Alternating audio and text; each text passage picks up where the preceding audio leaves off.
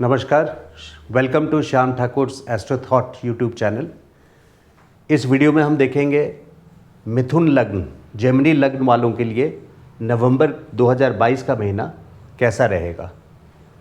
आपका लग्नेश बुध है। बुध इस वक्त पंचम घर में है।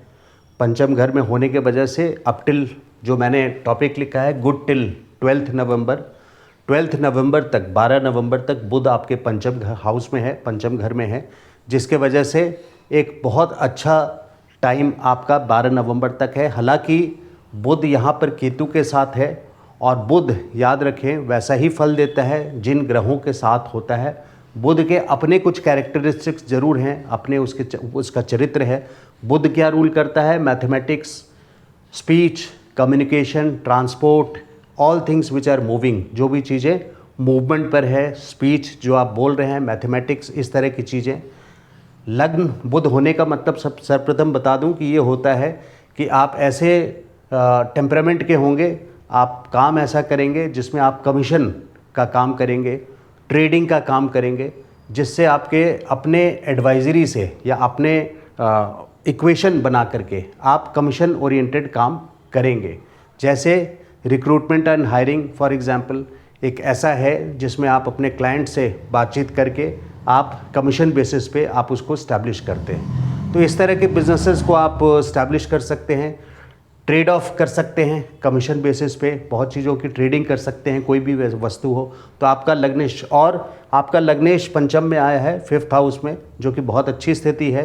हालांकि उसकी लिमिटेशन इसलिए हो जाती है क्योंकि केतु के साथ है। तो केतु एक अज्ञात और सीक्रेट प्लैनेट है जो कभी भी आपको, जनरली केतु मंदिर का झंडा भी है, बट उस मंदिर के झंडा को तक बनने के लिए आपको बहुत परिश्रम करना पड़ता है। और बिकॉज केतु बहुत सीक्रेट प्लैनेट है, जिसके वजह से ये कब आपके साथ प्रॉब्लम खड़ा कर दे इसका पता नहीं होता। और चूँकि बुध जिस ग्रह के साथ होते हैं उनका व्यवहार वैसा हो जाता है।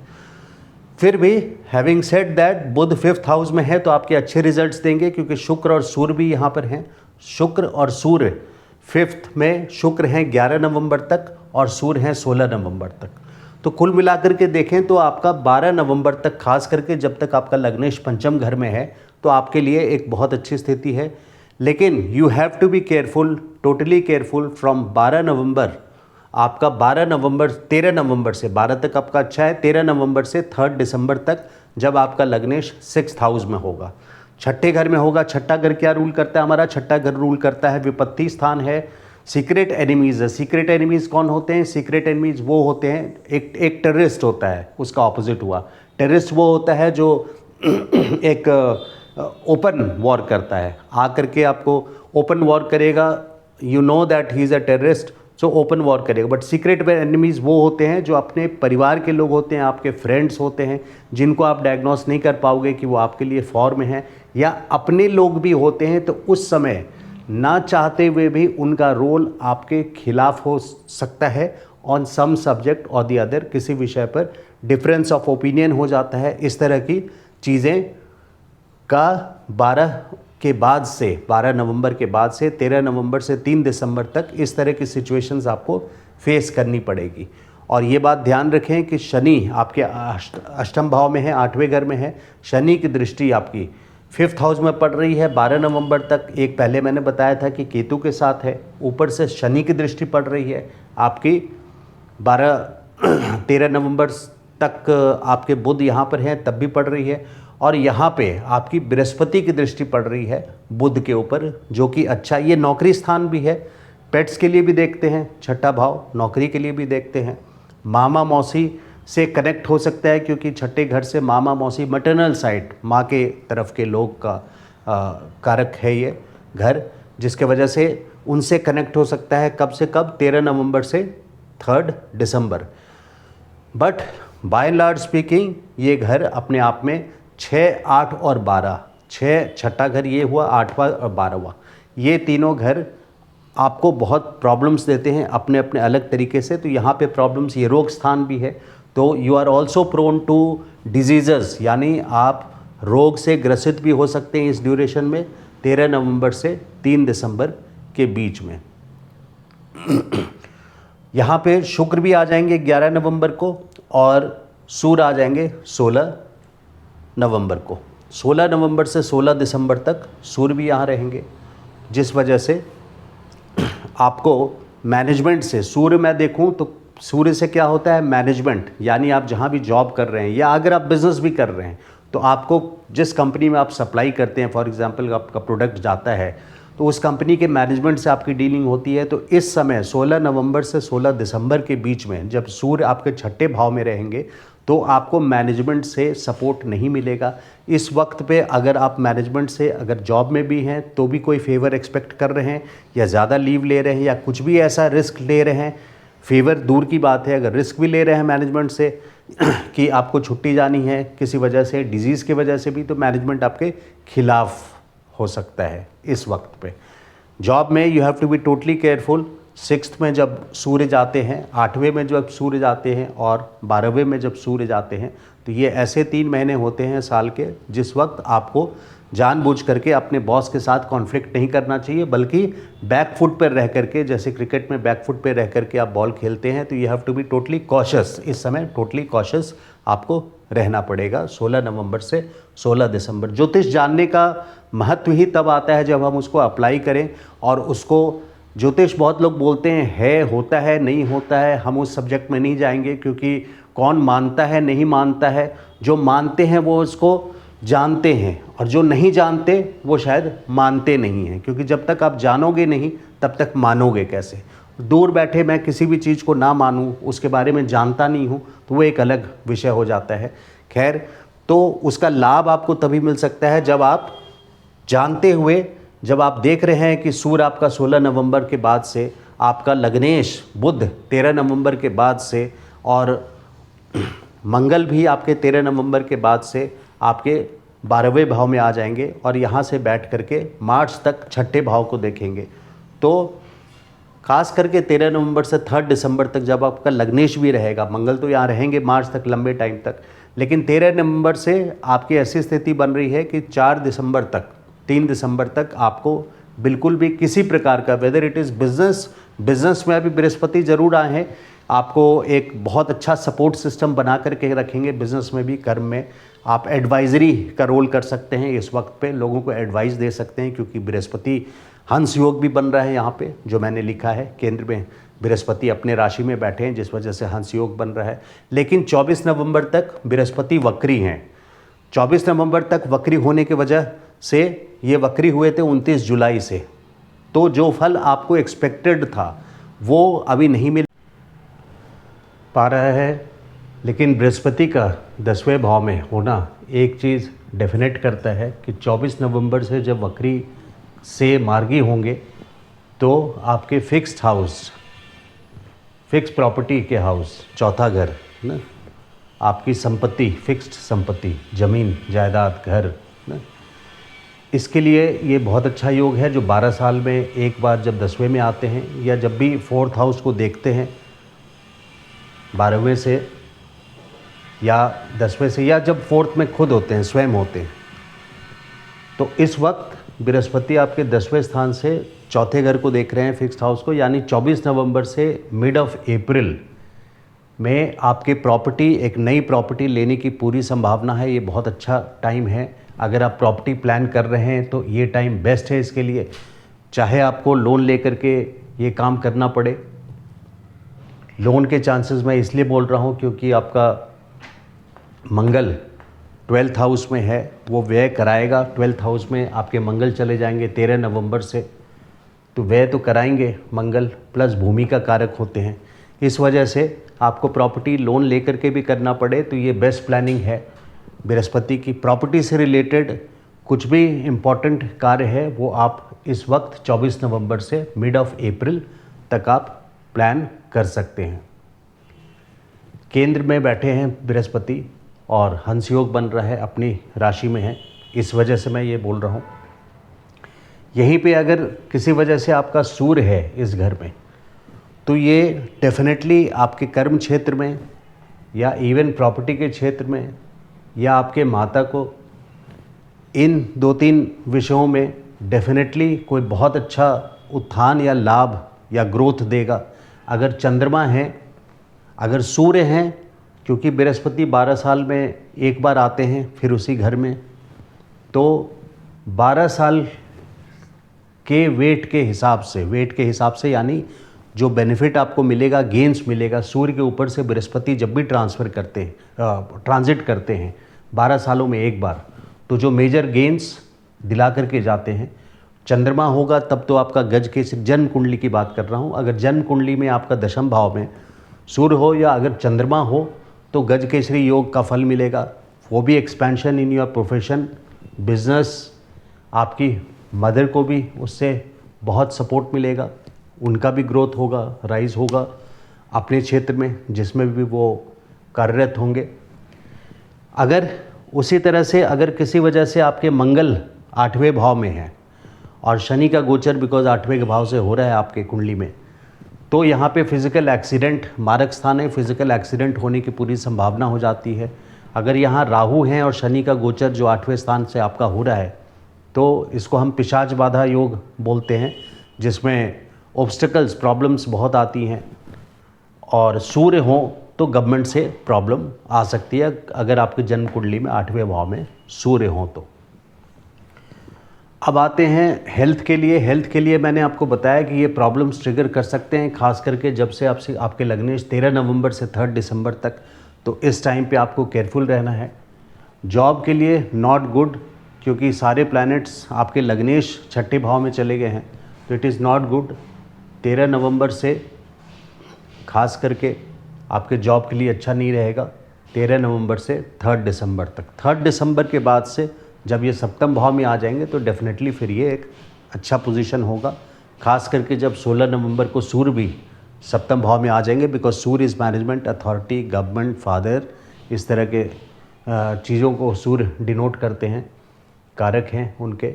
इस वजह से 13 से और फिर 3 दिसंबर से बुध आपके 3 दिसंबर से और फिर 16 दिसंबर से आपके डेफिनेटली और अच्छा वक्त आएगा। लेकिन इस टाइम पे 3 दिसंबर तक आप बैकफुट पर होकर के रहें तो आपके लिए अच्छा रहेगा। It is better to be cautious. Student के लिए इट इज़ ओके 12 नवंबर तक, 12 के बाद 13 से 3 दिसंबर जैसे मैंने बताया वो केयरफुल रहने का फेज़ है। लव के लिए मैं बिल्कुल अच्छा टाइम नहीं समझता हूँ, फिर भी अगर मंथ का कोई डेट मुझे देना है तो 7th एंड 8th मैं बताऊँगा। 24-25 भी है लेकिन कंडीशनल है, इसमें बहुत ज़्यादा रिस्क नहीं ले सकते, क्योंकि आपके पंचम मून प्लस वीनस की दृष्टि आपस में पड़ रही है 11th और 5th में। लेकिन ओवरऑल लव के लिए जिस वजह से मैंने बोला मना किया है, क्योंकि आपका केतु का ट्रांजिट लव अफेयर के हाउस में है, पंचम भाव में।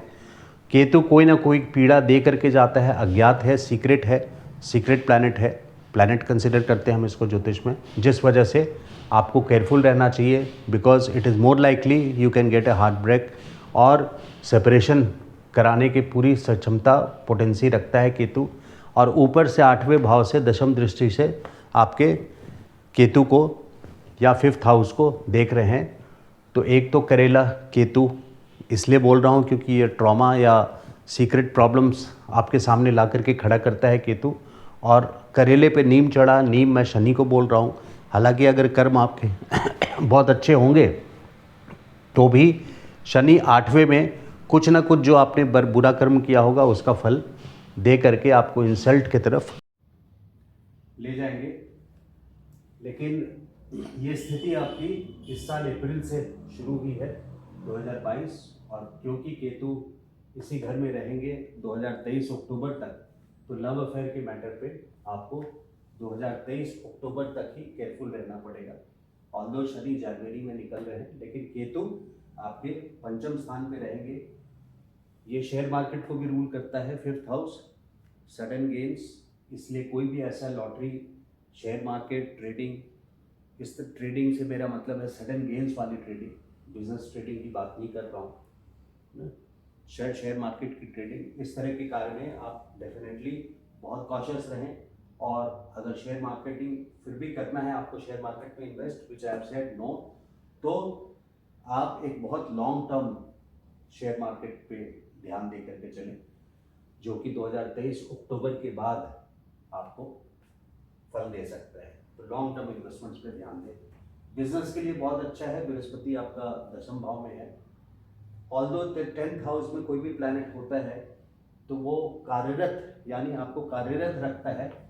ऑल्दो वहाँ पे देखिए फ़र्क क्या है 10th और 11th हाउस में, कि बृहस्पति प्रेशर कुकर वाली सिचुएशन बना करके रखेगा, क्योंकि आपको काम करवाएगा जो हैपनिंग फील करवाएगा, that something is happening positively not something, positive things are happening. Manufacturing plant है, सपोज मारुति का आप मान लें, मैन्युफैक्चरिंग प्लांट है, तो वहाँ पे जो वर्कर्स काम कर रहे हैं सब अच्छे के लिए काम कर रहे हैं, कार की प्रोडक्शन भी हो रही है, it is towards growth of the company, सब कुछ हो रहा है।